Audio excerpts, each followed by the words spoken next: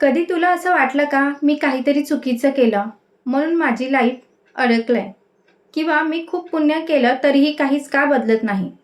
आणि मग कुठेतरी ऐकायला येतं, पाप पुण्य सगळं भ्रम आहे, जग शून्यमय आहे.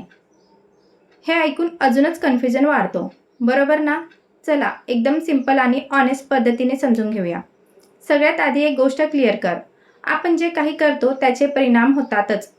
कोणाला दुखवलं तर नातं तुटतं, कोणाला मदत केली तर कनेक्शन वाढतं, म्हणजेच कर्माचं फळ मिळतंच, हे रियालिटी आहे. पण इथे एक ट्विस्ट आहे. आपण स्वतःला लेबल्स लावतो, मी पापी आहे, मी चांगला आहे, मी वाईट आहे, आणि इथून सुरू होतो खरा trap. Guilt, ego, over thinking. इथे संतांचा खरा पॉईंट आहे. ते सांगतात पाप पुण्य सगळं भ्रम आहे. म्हणजेच काय? लेबल्स भ्रम आहेत, तू नाही. आता हेच लॉ ऑफ अट्रॅक्शनच्या दृष्टीने बघ. तुझं लाईफ फक्त थॉट्सवर नाही चालत, तुझं लाईफ चालतं तुझ्या feeling plus व्हायब्रेशनवर.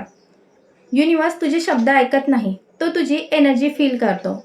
Guilt, low vibration, same अनुभव पुन्हा परत येतात. लव, ग्रॅटिट्यूड, हाय व्हायब्रेशन, चांगले अनुभव पुन्हा परत येतात. म्हणजे तू जर सतत स्वतःला पापी म्हणत राहिलास तर तू त्या फिलिंगमध्येच राहशील आणि तसंच रिॲलिटी अट्रॅक्ट करशील. इथे एक खूप important law of attraction truth आहे. तू जे रेजिस्ट करतोस तेच टिकतं आणि तू जे फील करतोस तेच वाढतं. म्हणून गिल्टला धरून बसलास तर तीच एनर्जी वाढत राहील.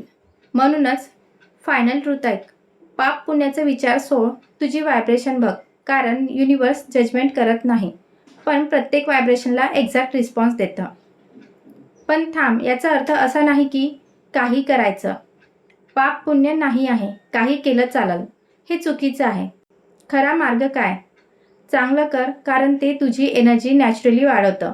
चूक झाली तर गिल्टमध्ये न अडकता ॲक्सेप्ट कर, लर्न कर आणि एनर्जी कॉन्शियसली शिफ्ट कर.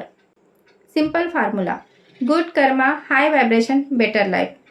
Awareness, better feeling, better manifestation. Guilt सोड, एनर्जी फ्री, मॅनिफेस्टेशन इझी. पाप नाही, पुण्य नाही, पण तुझी एनर्जी खोटं बोलत नाही. जी व्हायब्रेशन तू देतोस तीच लाईफ तुला परत देते. धन्यवाद.